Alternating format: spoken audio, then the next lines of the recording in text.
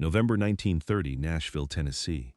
An ordinary man walks to a bank that holds his entire life's savings, joining a crowd that grows by the minute, all of them watching doors that do not open. No explanation yet, just the cold, quiet dread of a normal person realizing that something they were told was safe is not. Not one bank, but 9,000 banks, gone. Not a recession, but a quarter of every working adult with no job at all. Not a hard year, but a decade. Not one country, but the entire industrial world dragged down together. America in the 1920s was the richest, most modern, most confident nation on earth.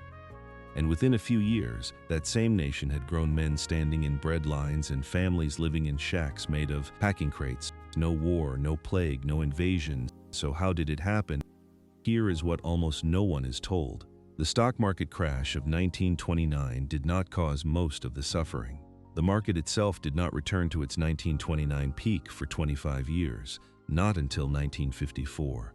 A generation waited. Some never saw it. This is the story of how it happened.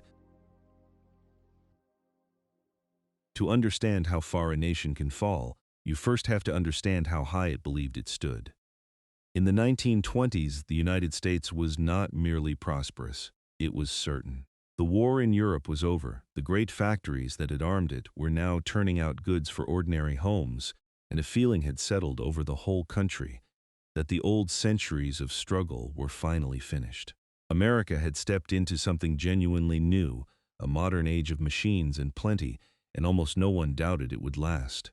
The mood was not arrogance so much as a quiet, widespread faith that the future had already arrived and was only going to get better. The numbers seemed to prove the feeling right. In 1921, the stock market stood at around 63 points. By the autumn of 1929, it had climbed to 381. A man who had put his money in at the start of the decade and simply waited had watched it multiply many times over, without effort, without skill, without doing anything at all but holding on.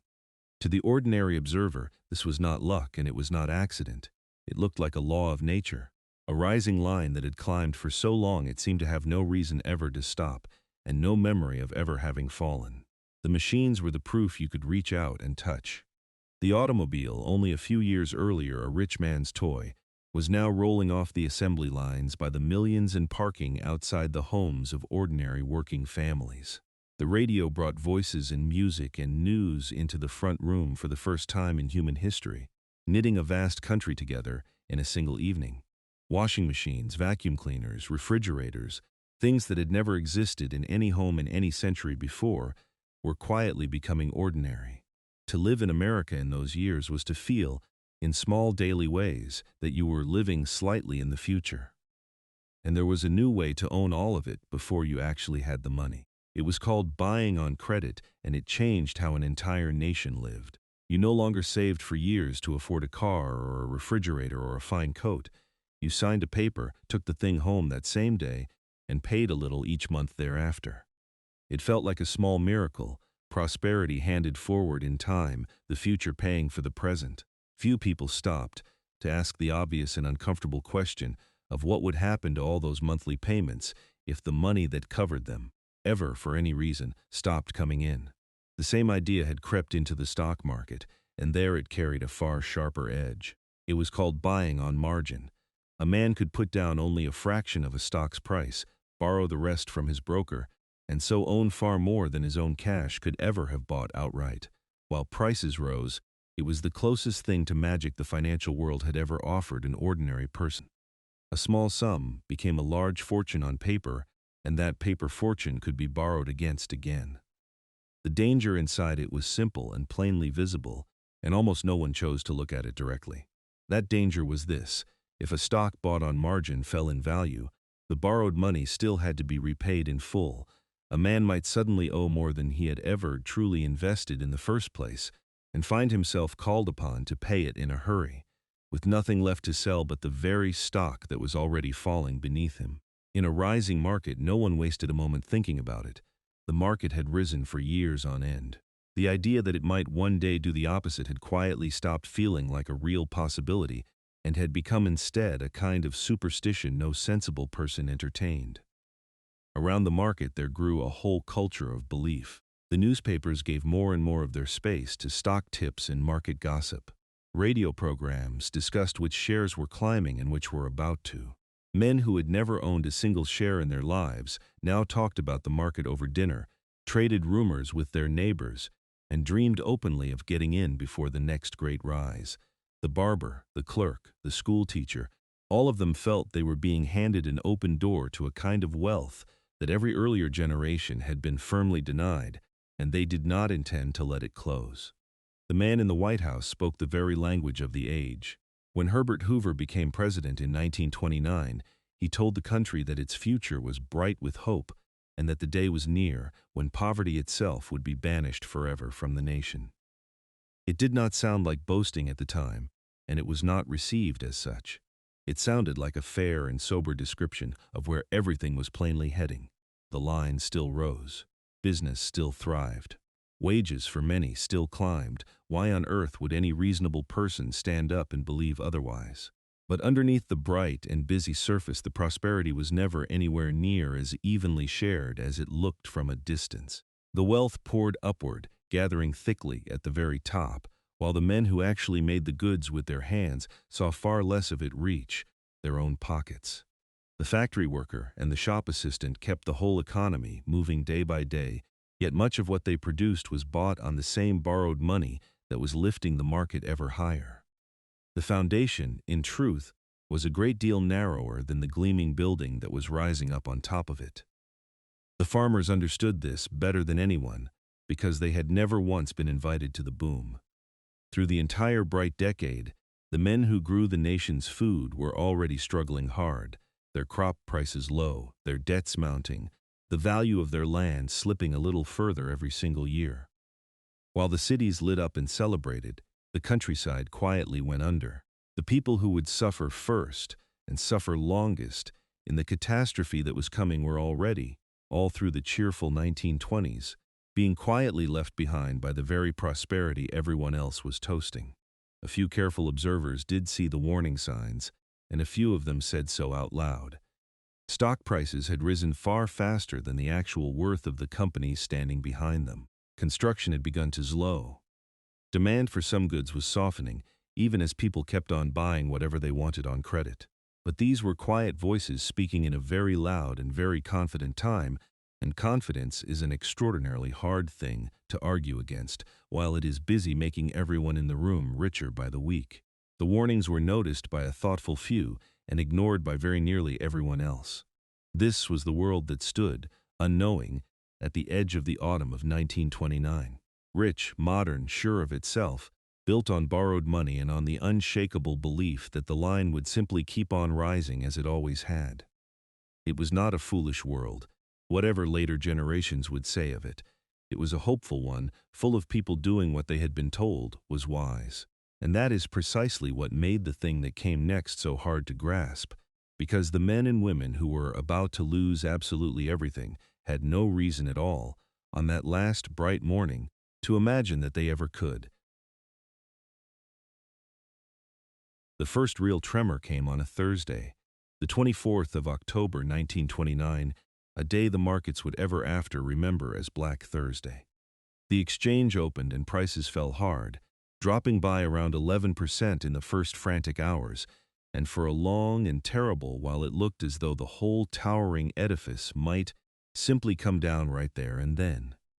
Men crowded the floor of the New York Stock Exchange, shouting orders that no one could fill, their voices rising into something close to a roar. Outside on the street, crowds gathered in the cold, sensing without yet understanding that something enormous had begun to move beneath their feet. And then, that same afternoon, the falling seemed to stop. A small group of the most powerful bankers in the country met quietly behind closed doors and agreed to act together. They sent their men out onto the floor to buy, openly and deliberately, bidding above the going price for the largest and steadiest stocks, calculated show meant to tell the whole watching world that the men who mattered still had faith. And it worked, at least for that single day. The panic eased, the buying crept back in, and by the closing bell the market had clawed back almost everything it had lost, finishing only a few points down. The crisis, it appeared, had been met and mastered by steady hands. The newspapers the next morning were calm, and some were almost cheerful. The worst was over, they assured their readers. The strong hands had stepped in at the decisive moment. Confidence had been restored, and the great American market had proven once again that it could ride out any storm thrown against it. For one long weekend, the whole country breathed out at once. Investors went home to their families and told them that the fright had passed, that the men who ran things plainly knew their business, and that come Monday morning the rising line would simply pick up its natural climb upward where it had left off. But Monday did not cooperate with the comforting story. When the exchange opened again on the 28th of October, the selling came rushing back, and this time no group of bankers stepped forward from the shadows to stop it. Prices fell by nearly 13% in a single trading day, a steeper drop than the one on the Thursday that had so badly frightened everyone only days before. The grand rescue, it turned out, had bought a weekend and nothing more than that. The same men who had saved the market on Thursday now understood, privately and with growing dread, that what was happening here was far larger than anything their combined money could hope to hold back.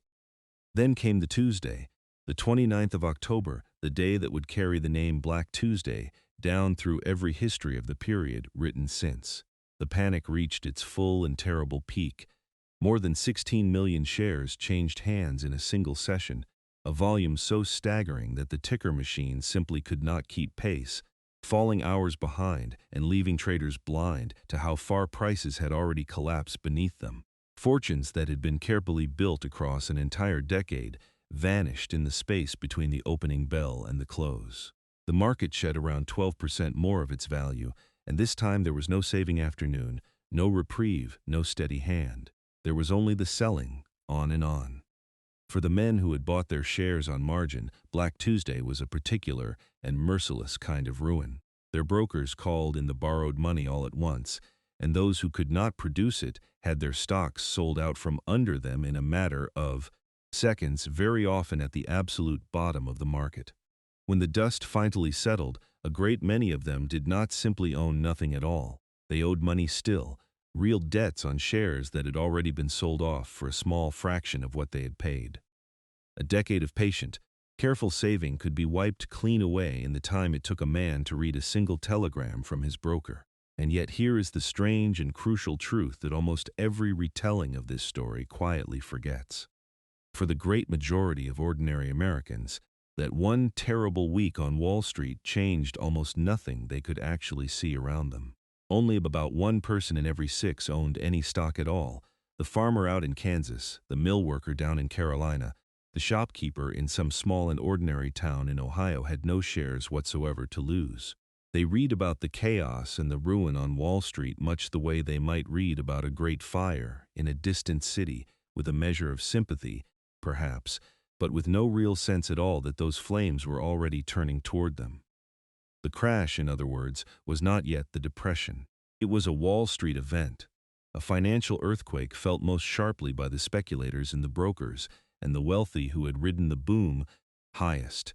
The everyday machinery of ordinary life kept right on turning, at least for the moment. The factories still ran their shifts. The shops still opened their doors each morning. Wages were still counted out and still paid. To the man living far from the trading floor, the great crash of 1929 looked for all the world like a punishment visited justly upon the gamblers and the reckless, and not in any way upon a steady working man like himself. This is the gap that sits at the very heart of the whole story. The wide space between what people firmly believed had happened and what was in truth only just beginning. They thought they had watched a crisis arrive, climb to its peak, and then safely pass. A bad week, a hard and overdue lesson handed to the reckless, and now the slow and welcome return to normal life. What they had really stood and witnessed without knowing it was only the very first crack opening in something vast, the quiet breaking of a confidence that had held an entire national economy aloft on nothing, more solid than borrowed money and belief. For the line did not climb back. That single stubborn detail is what exposes the real truth of it. Black Tuesday is remembered as the worst of the days, but the market did not touch its bottom there and then turn and recover. It kept on falling, week after week and month after month, for nearly 3 more long years. By the deep summer of 1932, the very same market that had peaked so proudly at 381 points would sink to touch 41, a fall of close to 90% from its dizzying height. The crash had not been the bottom at all. It had barely been the beginning of the long descent down into it. And President Hoover, like very nearly everyone else around him, misread the whole thing badly. He told the anxious nation that the fundamentals of the economy remained fundamentally sound, that the worst of any unemployment thrown off by the crash would surely pass within 60 days, and that prosperity itself was waiting patiently just around the next corner. He was not lying when he said these things. He genuinely believed them, because the entire framework through which he understood the world had no room anywhere inside it for what was actually unfolding. The familiar tools he reached for were built for an ordinary downturn, and this was not going to be anything close to ordinary. The deeper damage was almost invisible at first, and it worked its way through slowly, which is precisely why so few people managed to see it coming until it was upon them. When great fortunes vanish overnight and confidence cracks and breaks, people naturally stop spending their money. They cancel the new car, they put off the new winter coat, they hold tight and grim to whatever cash they still have left in hand. And when a whole nation stops its spending all at once, the factories that once made all those goods begin to slow their lines, and the men who work those lines begin, quietly and one by one, to lose their jobs. The crack that had opened on Wall Street was about to travel a very long way. So the autumn of 1929 drew to its close with the country half relieved, genuinely believing it had survived a nasty scare and come out the other side. The gamblers had been burned for their recklessness, the frightening headlines had calmed back down, and life carried on much as it always had. But beneath that calm and ordinary surface, the real catastrophe had already been quietly set loose, moving steadily outward from the trading floor toward the banks, the factories, the farms, and the homes of millions of people who had never once owned a single share in their lives. They did not know it yet, not remotely, but the solid world they had always trusted had already begun to come apart at its seams. To understand what happened next, you have to understand what a bank meant to an ordinary person in those years. It was not an abstraction. It was the single safest place a working man knew, the strong stone building on the corner where he carried his wages and his savings and trusted them to be kept. He did not lend that money to anyone. He simply left it there, certain it would be waiting whenever he needed it. That trust, quiet and total, was the thing that was about to break, and when it broke, it took everything with it. What very few depositors understood was how a bank actually worked. The money a man left in his account did not sit untouched in a vault, waiting for him. The bank lent most of it out to businesses, to home buyers, to other banks, keeping only a small fraction on hand as cash. This was perfectly normal, and in ordinary times it worked smoothly, because depositors never all came asking for their money at once. The entire system rested on a simple assumption that trust would hold. Remove the trust, and the whole arrangement collapsed in days. The first wave came in the autumn of 1930, and it began in the South. A great financial house in Nashville, Tennessee, called Caldwell and Company, came apart, and the banks tied to it began to fall. In the towns nearby, depositors heard the news and were seized by a single overwhelming thought that they must get their money out before the doors closed. They rushed to their own banks in crowds, demanding cash, and in doing so they brought about the very disaster they feared.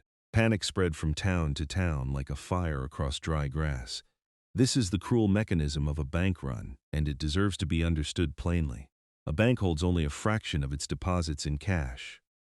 So when frightened people line up and all demand their money on the same morning, no bank on earth can pay them all. The bank is forced to call in its loans and sell off whatever it can, fast and at a loss, simply to find the cash. And often that is not enough, and the doors close, and the people still waiting in the line lose everything they had inside.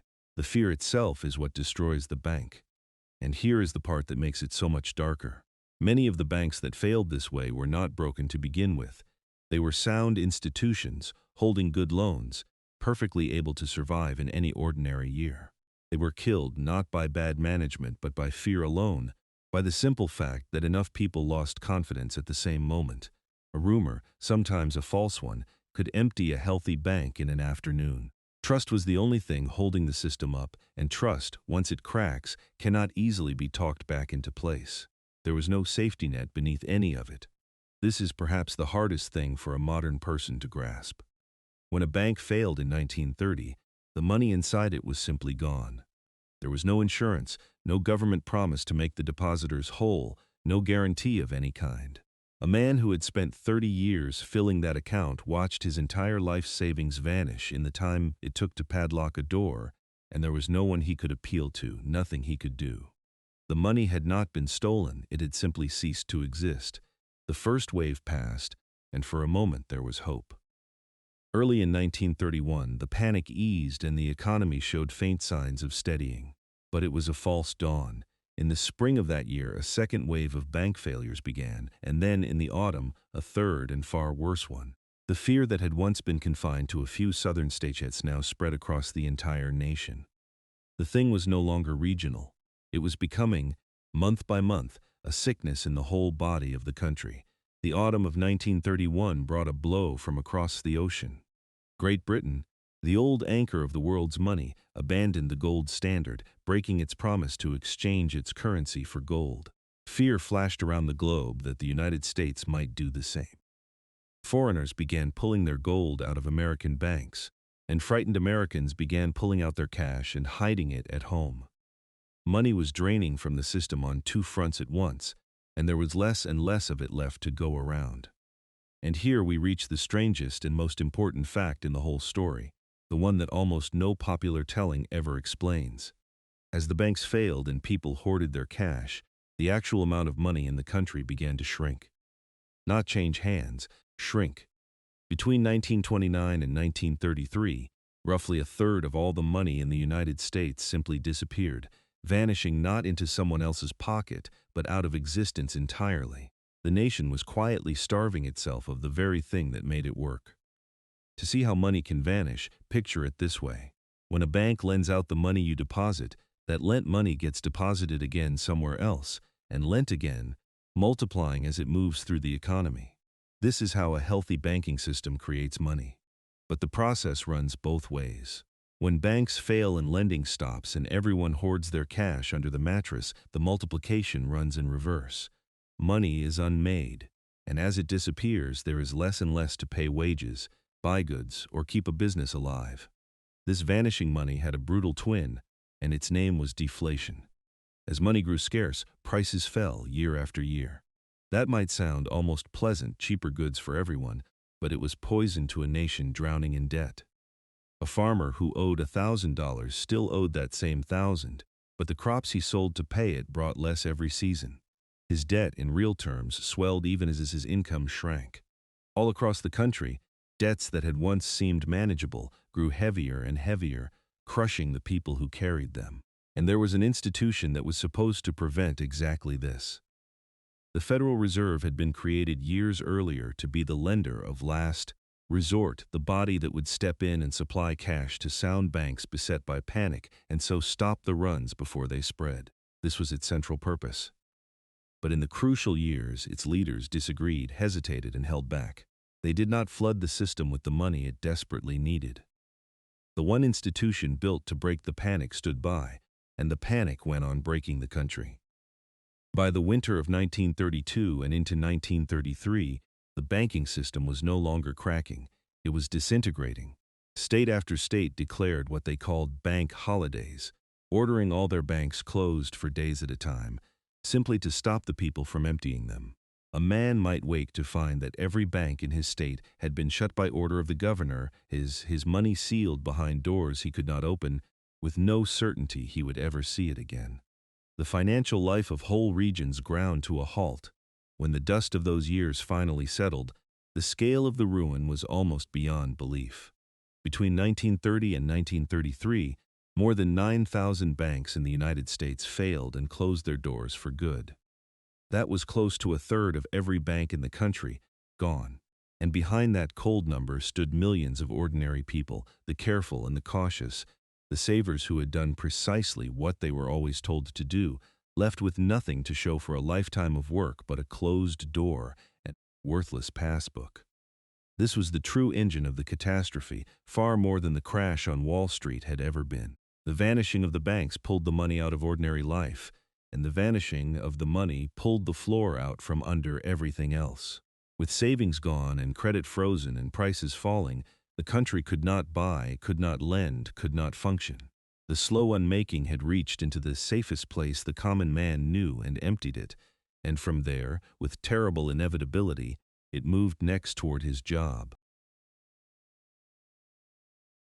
With the banks failing and the money vanishing, the catastrophe at last reached the place where ordinary people lived their lives, which was their work. For most men in those years, a job was not merely income. It was identity, dignity, the proof of a man's worth to his family and his town. To work was to be somebody. And it was this, the simple ability to earn an honest day's wage, that the Depression now began to strip away, methodically, from one household after another, until it had touched nearly every street in the country. The mechanism was a cruel and self-feeding loop, and once it began to turn, it was almost impossible to stop. When people lost their savings and grew afraid, they stopped buying anything beyond the bare necessities. When they stopped buying, the factories that made those goods had no customers, and so they cut back their production.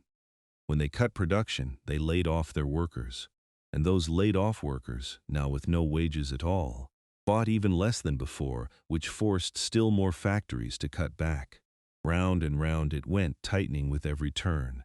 The factories felt it first and felt it hardest. Across the country, the great plants that had roared through the 1920s began to fall. Silent, industrial production in the United States fell by nearly half between 1929 and 1933, half. The machines that had made the automobiles and the radios and the appliances of the boom now sat still in darkened buildings, and the men who had run them stood outside the locked gates, reading notices that told them not to come back. Consider one company, and let it stand for thousands. In 1929, the United States Steel Corporation, one of the mightiest industrial firms on earth, employed nearly 225,000 full-time workers. By 1930, that number had begun to slip. By 1931, it had collapsed to 53,000. By 1932, to under 19,000. And on the first day of April, 1933, the number of full-time workers at United States Steel reached zero, not one. An entire industrial giant, emptied of full-time labor. Behind that single number lies the truth of the whole period. These were not lazy men or careless men. They were skilled workers, men who had given their lives to a trade, who had shown up every day and done good work and asked for nothing more than the chance to keep doing it. And one by one, through no fault of their own, in numbers without precedent in the nation's history, they were told there was no longer any work for them to do. The fault was nowhere near them, and yet the loss landed squarely on their backs. The numbers climbed in a way that still seems hard to believe. In 1929, before the storm, about 3 workers in every 100 were without a job, a figure considered ordinary and healthy. By 1930, it had risen to around 9 in 100. By 1932, it was far worse, and at the very bottom, in 1933, roughly 1 in every 4 American workers had no job at all. A quarter of the entire working population, perhaps 15 million people, stood idle, and that figure, terrible as it is, understates the real misery because it counted only those completely out of work. It did not count the millions more who had been cut to 2 or 3 days a week, or whose wages had been slashed again and again, or who had taken any scrap of work far beneath their skill simply to bring home a few coins. A man might still technically have a job, and yet be unable to feed his children on what it now paid. The official number was a quarter. The reach of the hardship was far wider. The descent was especially brutal in the towns built around a single industry. Where a whole community depended on one mill or one mine or one factory, the closing of that one place did not cause hardship. It caused collapse. Every family on every street had drawn its living from the same source, and when that source ran dry, there was nowhere local to turn, no other employer down the road. Well, whole towns went quiet at once, their main streets emptying, their shops shutting, the life draining out of them together. For the man who lost his job, the days took on a shape of their own. He would rise at the usual hour, out of long habit, put on his coat, and go out to look for work that was not there. He would walk the same streets, call at the same gates, join the same lines of silent men outside the same factories, and come home at dusk with nothing. The next morning he would do it again, the walking, the asking, the quiet refusals, the long defeated walk home. This was the new shape of a working man's life. There was a particular cruelty in how the wages behaved. In earlier downturns, wages had fallen quickly, which was painful but which let employers keep more men on at lower pay. In these first years, many large firms held their wage rates strangely steady, even as prices all around them fell. It sounded like a kindness, and for the man who kept his job it was. But it meant that firms, unable to lower the cost of each worker, simply chose to keep fewer of them. The mercy shown to some became the unemployment of others. And the government, in these early years, made things worse rather than better. In 1930, hoping to protect American jobs, Congress passed a great tariff, raising the taxes on goods coming in from abroad. Other nations struck back at once with tariffs of their own.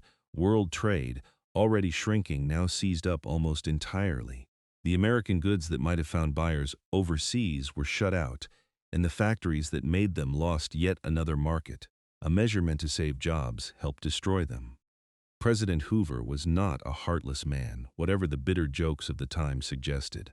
He believed sincerely that direct relief from the federal government would weaken the character of the people, and that recovery must come from business and from private charity. He encouraged employers not to cut wages, urged communities to care for their own, and waited for the natural turn he was certain must come. But the natural turn did not come, and the private charities, overwhelmed, ran dry, and still he held to his belief. So the burden fell where it always falls when the systems above fail, which is on the family. A man too proud to beg sold what he could, then borrowed, then went without. Wives took in washing or sewing for a few cents. Children left school to find any work at all. Savings, where any remained, were spent down to nothing. The careful arrangements of a lifetime, the small securities a family builds year by year, were quietly dismantled, piece by piece, just to put food on the table one more week. The shame of it cut as deep as the hunger. These were men raised to believe that a willing worker could always find work, that hardship was the wage of laziness, that a real man provided. Now they could not provide, through no failing of their own, and many could not understand it or forgive themselves for it. They sat in silent kitchens, unable to meet their children's eyes. The Depression did not only empty men's pockets, it reached into their sense of who they were and hollowed it out. By the bottom of it, in the early months of 1933, the scale of the joblessness was the worst in the history of the United States, before or since. The month of March that year stood as the very lowest point, with something near 15.5 million Americans out of work. The richest nation on earth, the one that only a few years before had spoken of banishing poverty forever, now could not find work for a quarter of its own people. The floor had given way completely, and once a man had lost his job, and then his savings, and then his sense of himself, there remained one more thing the Depression could take, and in time it came for that too. It came for the roof over his head and the food on his table. For when the work is gone and the money is gone, and there is nothing left to sell or borrow, what follows is not merely hardship, it is hunger and the slow loss of home itself. That is where the story turns next, into the long years of want. Now we come to the heart of it, the part of the story that the Emerson could never quite reach. For everything so far, the crash in the banks and the rising unemployment, was in the end a kind of machinery, vast and impersonal, grinding away somewhere above the heads of ordinary people. But the machinery had a purpose it never intended, and that purpose was this. It reached down, finally, into the small and private world of the family kitchen, the supper table, the children's bedroom, and it took from those rooms the most basic things a person needs to live. This is where the Depression stops being history and becomes something you can feel in your own stomach. Begin with the simplest fact of all, the one everything else grew from. People were hungry. Not hungry in the way a man is hungry before his evening meal, but hungry in the deep and grinding way that does not stop, that follows a person from waking to sleeping and into uneasy dreams. In the richest country the world had ever produced, In a land whose farms could grow food enough to feed the earth, millions of ordinary people did not have enough to eat. Children went to bed with empty stomachs in houses where, a few short years before, there had always been bread on the table. The bread lines became the great visible symbol of it, and anyone who lived through those years carried the image to the grave. Down the sidewalks of every major city stretched long, slow, silent queues of men and women, sometimes for blocks, waiting their turn for a bowl of thin soup or a heel of day-old bread handed out by a church or a charity. In New York City alone, at the worst of it, the kitchens were serving as many as 85,000 meals in a single day. 85,000 in one city, every day, just to keep people from starving in the streets. And it is who stood in those lines that tells the real story. These were not, for the most part, the idle or the broken. They were former clerks and salesmen, skilled tradesmen, small businessmen who had once employed others, men who had owned homes and paid taxes and never in their lives imagined asking anyone for anything. A New York official described it precisely in 1932. When the breadwinner loses his job, he said, he first spends his savings, then borrows from friends and family until they can give no more, then runs up credit at the grocer and the butcher, and only when every last resource is finally gone does he at last go on relief. There is a small detail from those lines that says more about the American character of the time than any statistic could. Many of the men, ashamed to be seen waiting for charity, would dress each morning in their good suit and their hat, the clothes they had once worn to an office, so that their neighbors might think they were still going off to work. And then they would join the bread line and stand there in their respectable clothes, staring straight ahead, refusing to meet the eyes of the men beside them, refusing even to admit to themselves where they truly were.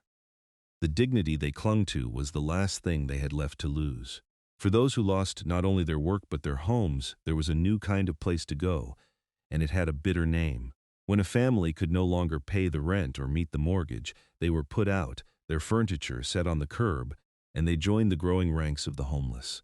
On the edges of the cities, on empty lots and public land, these families threw together shacks out of whatever they could scavenge, packing crates, scrap wood, flattened tin, sheets of cardboard. These miserable settlements spread across the country, and the people named them, with grim and pointed humor, Hoovervilles. The name was no accident, and it was no joke either, not really. It was an accusation aimed squarely at the president who, the people felt, had left them to this. And the bitter vocabulary did not stop there. The newspapers a homeless man pulled over himself against the night cold were called Hoover blankets. The empty trouser pockets turned inside out to show they held no coins were Hoover flags. The cardboard a man cut to line the holes worn through his shoes was Hoover leather. The broken-down car pulled by a horse because petrol had become an impossible luxury was a Hoover wagon. A whole language of suffering grew up around one man's name.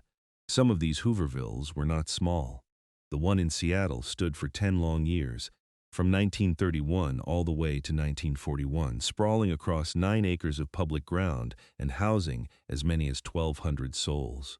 It grew so large and so settled that it elected its own unofficial mayor and governed itself after a fashion, a whole shadow town of the dispossessed living in the shadow of a real city.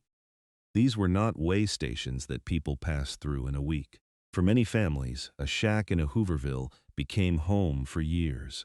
The winters were the cruelest season, and the worst of them, the winters of 1932 and 1933, found something near 1.25 million Americans without any home at all. Think on that number for a moment. More than 1 million people in the depths of winter in the wealthiest nation on the planet, with nowhere to sleep but a shack, a doorway, a park bench, a railway car.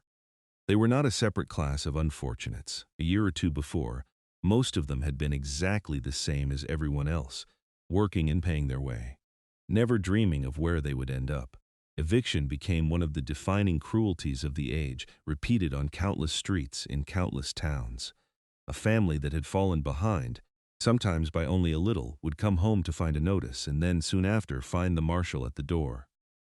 Out came the beds, the chairs, the kitchen table, the small treasures of a household, piled up on the pavement for all the neighbors to see. Sometimes the neighbors, themselves only a missed payment from the same fate, would quietly carry the furniture back inside after the marshal had gone, a small act of defiance against a system that seemed to have lost its mercy.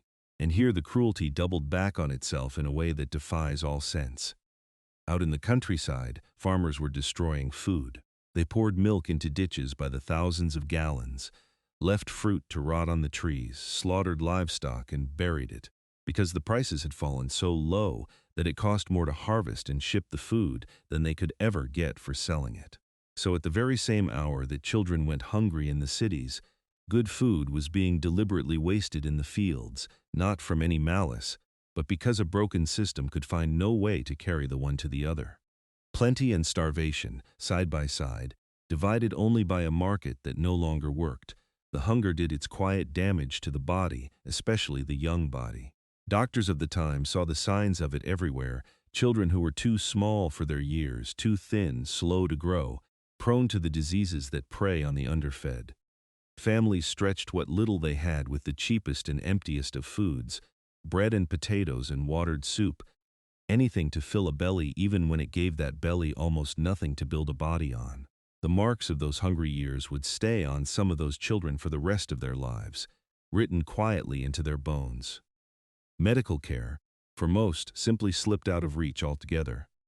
When there is barely enough money for food, there is nothing at all for the doctor or the dentist.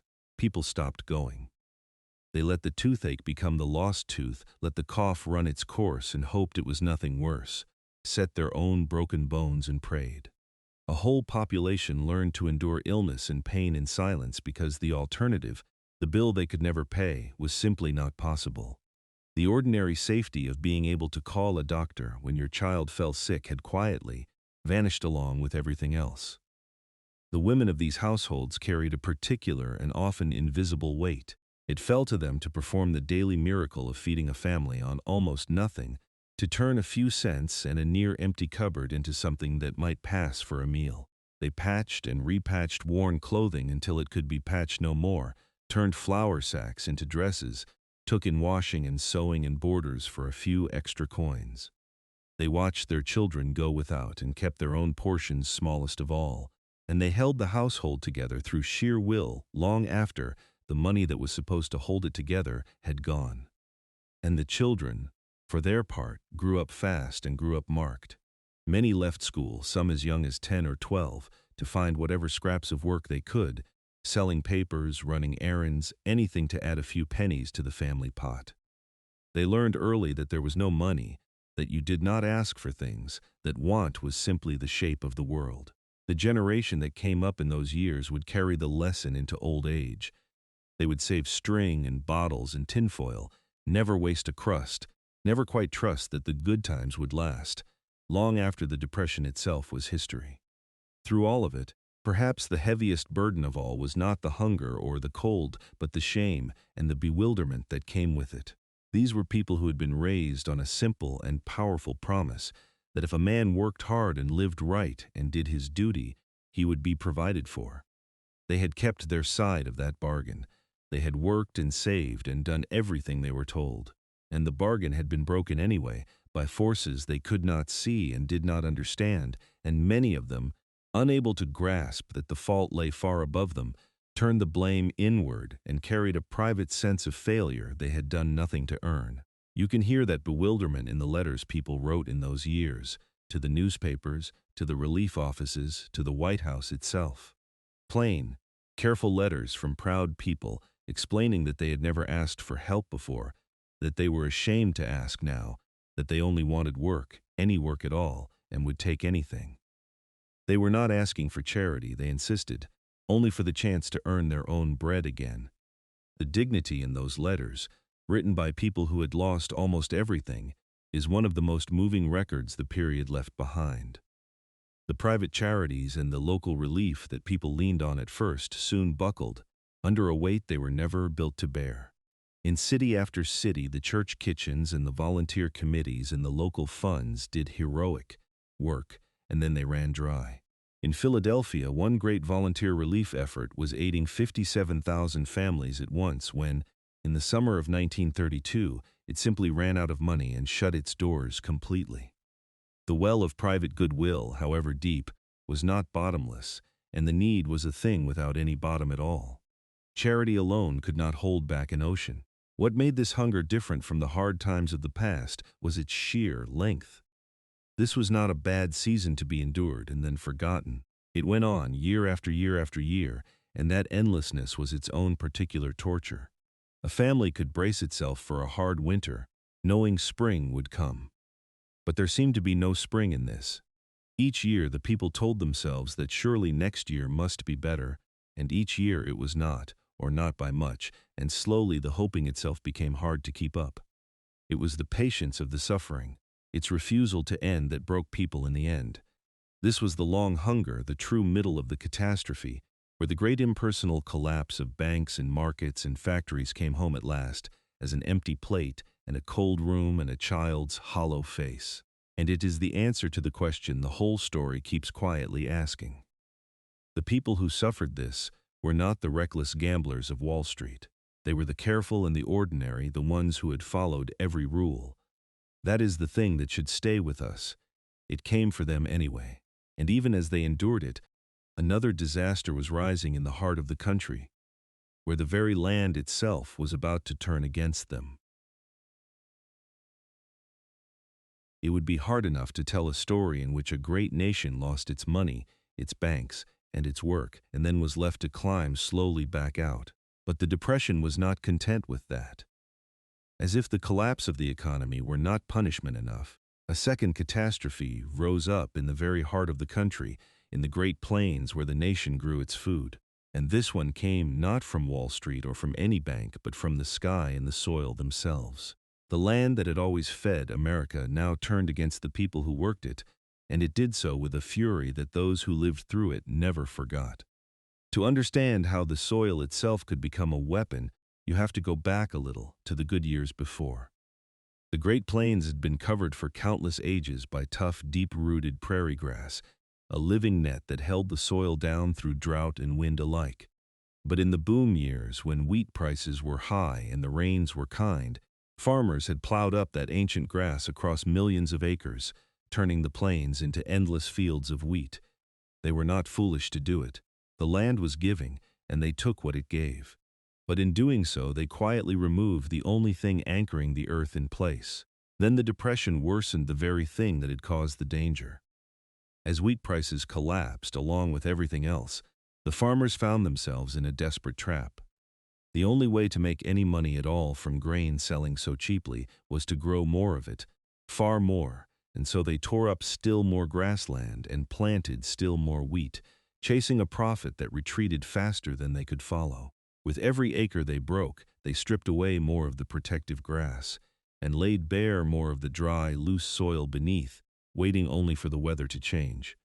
And in 1931, the weather changed.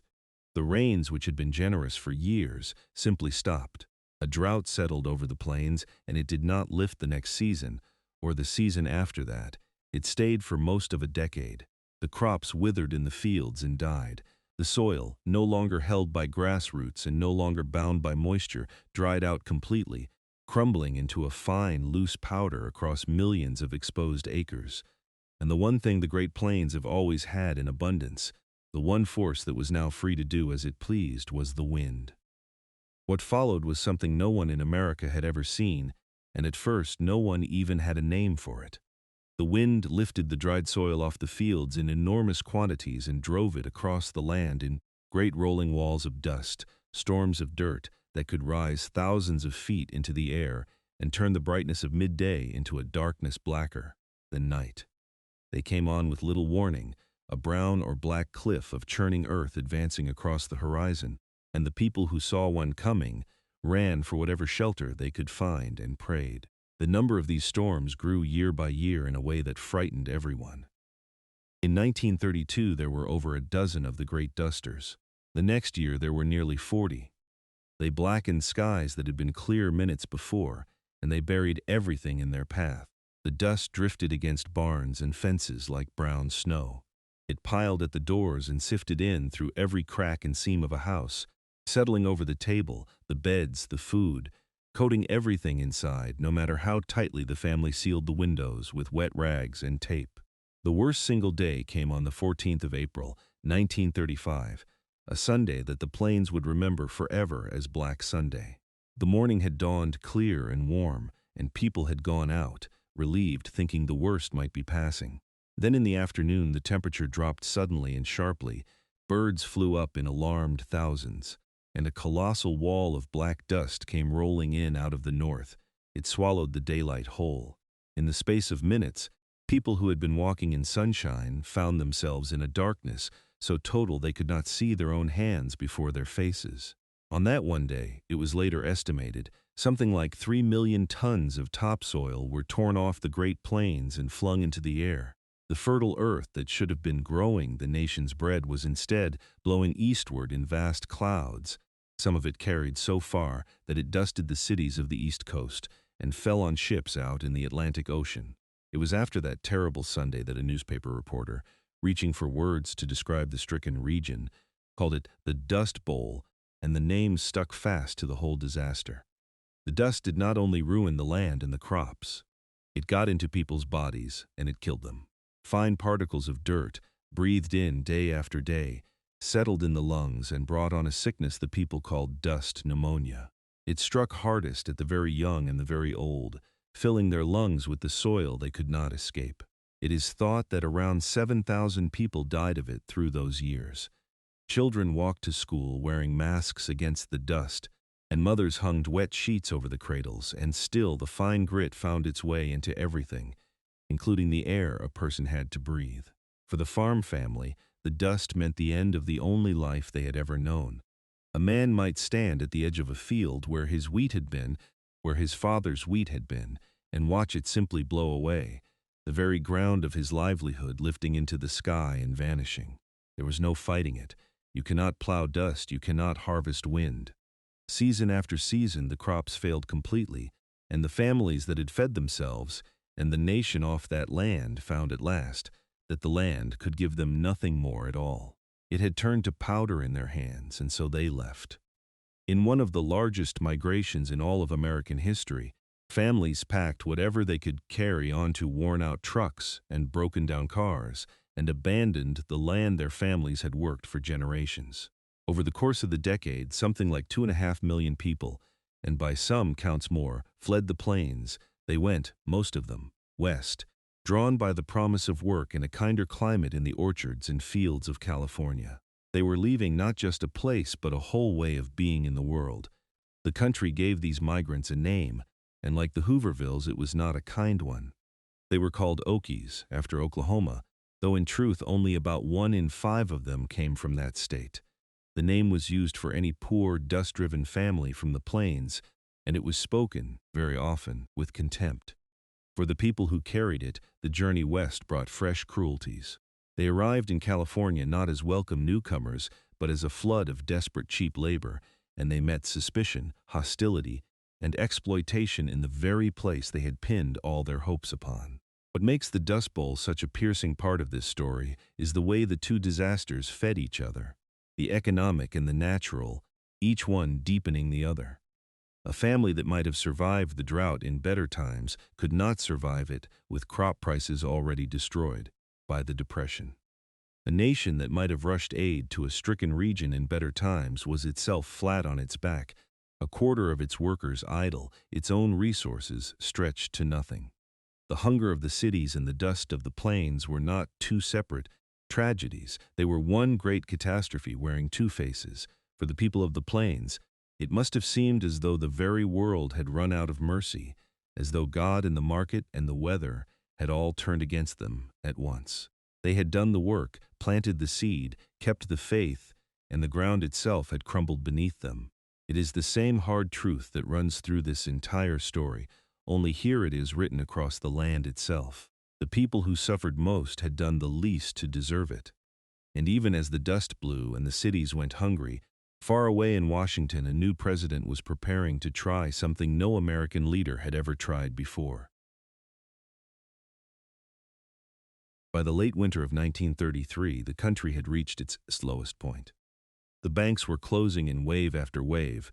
A quarter of the workforce stood idle. The dust was blowing across the plains, and a deep gray exhaustion had settled over the whole nation. People had been told for 3 long years that prosperity was just around the corner, and they had stopped believing it. Into this darkness, on the 4th of March, 1933, a new president was sworn in, and with him the long, halting, imperfect turn toward recovery finally began. His name was Franklin Roosevelt. He understood, better than his predecessor had, that the first thing he had to fight was not the economy but the fear. In his inaugural address, standing before a frightened crowd of 100,000, he told them that the only thing they had to fear was fear itself. It was a simple line, but it struck exactly the right note for a people who had been paralyzed by dread. He did not promise that it would be easy. He promised action, bold and persistent experiment, and a government that would not sit on its hands while its people suffered. His first task was the banks, and he moved on them within days. The banking system was bleeding to death, the runs spreading from state to state. So Roosevelt simply closed all of them. He declared a national bank holiday, shutting every bank in the country for several days, halting the panic by force. Then, with Congress, he passed an emergency law allowing the government to examine each bank and reopen only those found to be sound. It was a drastic stroke, but it worked. It stopped the bleeding long enough for the next, more delicate task to begin. That task was to bring the people's trust back, and here Roosevelt did something new. He went on the radio and spoke to the nation directly, plainly, as if sitting in their living rooms in what came to be called his fireside chats. He explained, in simple words a working man could follow, why he had closed the banks and why it was now safe to bring their money back. And the remarkable thing is that they believed him. When the sound banks reopened, people did not rush to empty them. They began cautiously to bring their hidden cash back in. The panic had been talked down at last. What followed was a burst of government activity unlike anything in the nation's history, packed into the first 100 days of his presidency. Roosevelt and the Congress pushed through law after law, program after program, in a furious effort to do something, anything, to lift the country off the floor. Much of it was improvised, made up as they went, with no certainty that it would work. But the sheer energy of it was itself a kind of medicine. After years of a government that seemed to wait and hope, here at last was one that acted. The programs came so fast and were known by so many sets of initials that people began to call them the alphabet agencies. Each was aimed at some part of the wreckage, and while no single one of them cured the depression, together they began, slowly, to change the texture of daily life for millions of people, to put a little money in pockets that had been empty, and to restore a sense that the nation had not simply been abandoned to its fate. It is worth walking through a few of them to see what the turn actually looked like on the ground. For the young men, idle and adrift, there was the Civilian Conservation Corps. It took hundreds of thousands of unemployed youths and put them to work out in the open country, planting trees, fighting erosion, clearing trails, building parks. They lived in camps, were fed and housed, and earned $30 a month, most of which was sent straight home to their families. For a young man who had known nothing but rejection and idleness, it offered something beyond money. It offered the dignity of useful work and the discipline of a purpose.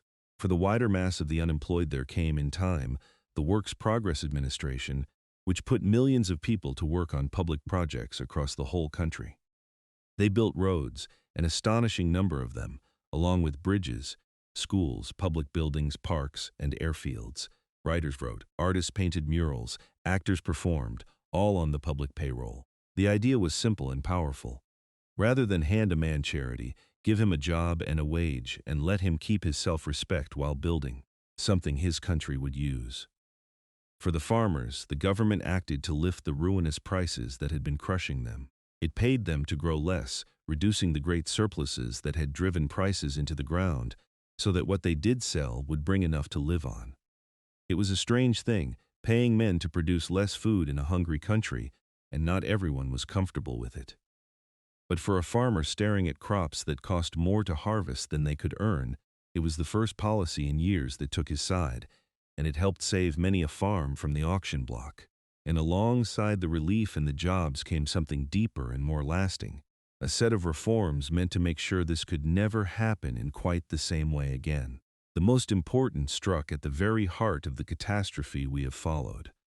The government created insurance for bank deposits so that never again would an ordinary person lose a lifetime savings simply because a bank failed. From now on, that money was guaranteed. The single cruelty that had defined the early years, the vanishing of the savings, was answered at last. There was more. New rules were placed on the stock market and the men who ran it to curb the wild speculation and the hidden dealing that had inflated the bubble of the 20s. And in 1935 came perhaps the most enduring change of all, a system of old-age pensions and support for the disabled and the unemployed, built so that the elderly and the vulnerable would never again be left entirely to chance and charity. It set up a floor beneath people, a promise that there were depths to which a citizen would not be allowed to fall. Through these years, slowly and unevenly, the country did begin to climb. From the pit of 1933, output rose, year by year, at a real and meaningful pace. Factories that had gone dark flickered back to life. The unemployment lines, still terribly long, grew slowly shorter. It was not a sudden dawn, not a single morning when the depression lifted. It was a grinding, partial, halting recovery, 2 steps forward and 1 step back, but it was, after the long descent, unmistakably a turn in the right direction at last. But honesty demands that we say plainly what these programs did and did not do. They eased the suffering enormously. They put food on tables, kept families in homes, restored a measure of hope, and built reforms that would outlast the century. What they did not do, for all their energy, was actually end the Great Depression. The economy climbed, but it remained far below where it had been in 1929, and millions were still out of work. The New Deal treated the patient and kept him alive. It did not by itself make him well, and then, in 1937, came a hard and humbling reminder of how fragile the recovery still was. Believing the worst was safely past, the government pulled back, cutting its spending and tightening its policies, trying to return to normal. The effect was immediate and brutal. The economy, which had been climbing, suddenly plunged again. Unemployment, which had been falling, shot back upward. The relapse, which people bitterly called the Roosevelt recession, showed that the patient was nowhere near able to stand on his own. The support had been removed far too soon. That stumble taught a lesson that would echo for generations afterward. The recovery was real, but it was not yet self-sustaining. The moment the government's support was withdrawn, the whole structure began to sag back toward collapse. Spending was hurriedly resumed, and the economy slowly steadied once more and began again to climb. But the relapse had made one thing painfully clear. Whatever had truly broken in 1929 was deep, and it had not yet been fully mended, and it would not be mended by any half measure. So this was the slow turn, neither a rescue nor a miracle, but a long, stubborn, imperfect climb out of the pit, led by a government that had finally decided to try. The fear had been faced, the banks made safe, the hungry given work, the future fenced with new protections, and yet the depression itself still would not fully release its grip. The question of what it would finally take to end it, completely and for good, still hung unanswered over the nation, and the answer, when it came, would arrive from a direction no one wanted. We have followed the long descent and the long, halting climb. And now we come to the end of it, to the question every story of the Great Depression must finally answer. How did it actually end?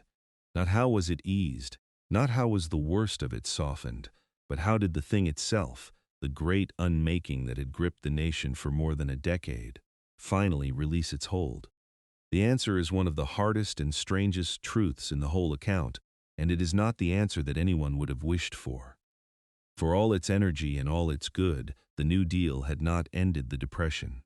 By the middle of the decade, the economy had clawed its way partway back, but it remained far below where it had stood in 1929, and millions were still without work. Then the relapse of 1937 had knocked it down again. By 1940, a full 11 years after the crash, with all that had been tried, around 1 in 7 American workers was still without a job. The Depression had been fought to a standstill, but it had not been beaten. Something more was needed, and no one knew what. What finally ended it came from across the oceans, and it came wearing the face of catastrophe. War had broken out in Europe in 1939, and then spread. And as it grew, the warring nations turned to American factories for the weapons and supplies they could not make fast enough themselves. Orders began to pour in. The same factories that had stood silent and dark for years roared back into life to fill them. And then, at the end of 1941, the attack on Pearl Harbor brought the United States fully into the war, and the transformation became total. What happened to the economy then was almost beyond belief, given where it had been. The demand for war material was effectively without limit. Every factory was needed, every hand was needed. The unemployment that had defined the age, that had stood at a quarter of all workers at the bottom and was still high a decade later, simply melted away. By 1944, it had fallen to barely more than 1 in 100. The lines of idle men outside the factory gates were gone, because every one of those men was now inside, working, or in uniform overseas, and here lies the bitter irony at the very heart of the story. The thing that finally cured the Great Depression was not a clever policy or a return of confidence or the simple healing of time. It was a world war, the bloodiest in human history. The government spending that no one would countenance in peacetime became unlimited the moment it was spent on tanks and ships and aircraft. The nation proved in the end that it could always have spent its way out. It simply took the deadliest conflict the world had ever known to make it willing to do so. So the Depression ended, technically, in the early years of the war. The factories were full, the wages flowed again, the families that had gone hungry for a decade had money once more, and a generation that had known only want suddenly found work without end. By every economic measure, the long nightmare was over at last. The unmaking had finally been reversed. But here we must be careful, because there is a difference between a number recovering and a wound healing, and the wound this had left was deeper than any number could show. For the people who had lived through it, the Depression did not end when the unemployment figures fell. It never entirely ended at all. It had reached into them during those years and rearranged something permanent. They had learned, in their bones, that the safe could become unsafe overnight, that a lifetime of careful work could vanish through no fault of your own, that the floor you stood on was thinner than you had ever imagined. That knowledge did not leave them when the good times returned. They carried it, quietly, for the rest of their lives. You could see it in the way they lived ever after. They were the generation that saved string and tinfoil and rubber bands, that cleaned their plates and wasted nothing, that kept cash hidden in the house because they did not fully trust the banks no matter what guarantees were offered. They were careful with money in a way their children would find strange and sometimes maddening. But it was not meanness, it was memory.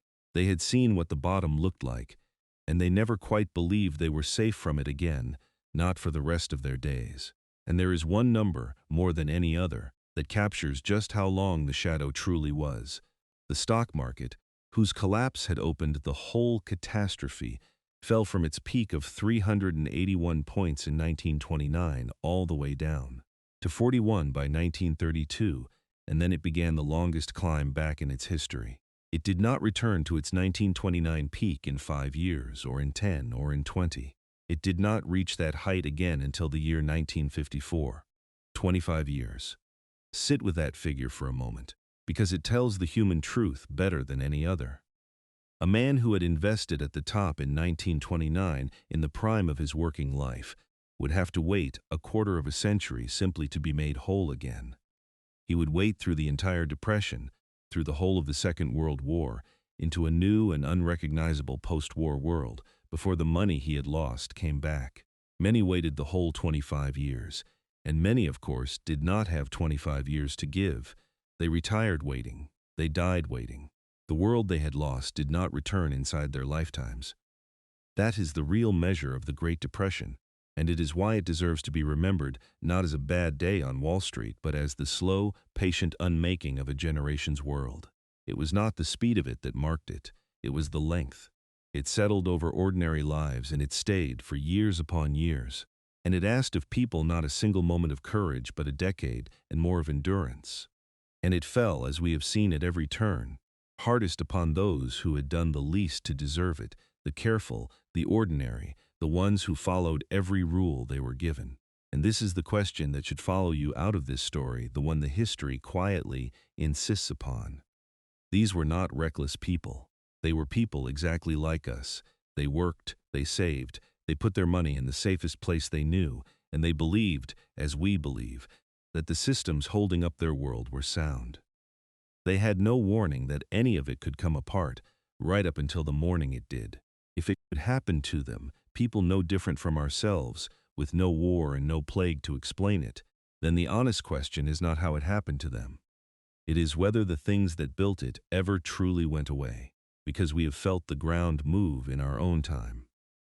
Many of you watching will remember a different autumn, the autumn of 2008, when the banks trembled again, when names that had stood for a century vanished in a weekend, when the savings and the homes and the certainties of ordinary, careful people were suddenly and frighteningly in doubt. It was not the Great Depression. It was shorter, and it was softer, and the lessons learned in the 1930s held just enough to keep it from becoming so. But for a few cold weeks, a great many people felt, for the first time, the thing this whole story has been about. They felt that quiet dread of a normal person realizing that something they were told was safe might not be. And that is why this history is not finished and perhaps never will be. The Great Depression answered, completely, the question of what it was and how it happened. What it left open, what it left for us, is the harder question it could never answer for itself. The conditions that built it, the debt and the speculation, and the blind faith that the line would always rise, were they truly banished in the 1930s, or did they simply go quiet and wait?